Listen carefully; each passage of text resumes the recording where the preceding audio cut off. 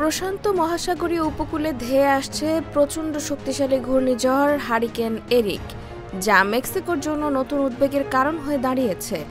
দেশটির নাগরিক সুরক্ষা সংস্থা জানিয়েছে এটি শক্তি বাড়িয়ে ক্যাটাগরি 3 হারিকেনে পরিণত হবে এবং কয়েক ঘন্টার মধ্যে মেক্সিকোর প্রশান্ত মহাসাগরীয় উপকূলে আঘাত হানতে পারে। মেক্সিকোর নবনির্বাচিত প্রেসিডেন্ট ক্লডিয়া শেইনবাউম ঝড়ের গতিপথে থাকা সব নাগরিককে সতর্ক থাকতে, কর্তৃপক্ষের সঙ্গে নিবিড় যোগাযোগ রাখতে এবং আবশ্যিকভাবে ঘরের ভেতরে অবস্থান করে বাইরে বের না হওয়ার আহ্বান জানিয়েছেন। ক্যাটাগরি 3 এবং এর চেয়ে শক্তিশালী ঘূর্ণিঝড়গুলোকে বড় হারিকেন হিসেবে গণ্য করা হয়।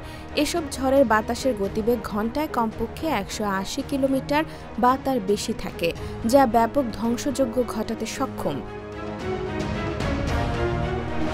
মেক্সিকোর নাগরিক সুরক্ষা সংস্থার প্রধান লরা ভেলাজকুয়েজ জানিয়েছেন, হারিকেন এরিক ওয়াঝাকা এবং গুয়েরেরো রাজ্যের মধ্যে আঘাত হানার প্রবল সম্ভাবনা রয়েছে। এই সময় কমপক্ষে 50 সেন্টিমিটার পর্যন্ত বৃষ্টিপাত হতে পারে, যা আকস্মিক বন্যা এবং ভূমিধসের ঝুঁকি বাড়াবে। ঝুঁকিতে থাকা নাগরিকদের নিরাপদ আশ্রয় সরিয়ে নিতে মেক্সিকোর দক্ষিণ প্রশান্ত মহাসাগরীয় উপকূলে অবস্থিত চিয়াপাস, গুয়েরেরো এবং ওয়াঝাকা রাজ্যের প্রায় 2000 আশ্রয় কেন্দ্র স্থাপন করা হয়েছে।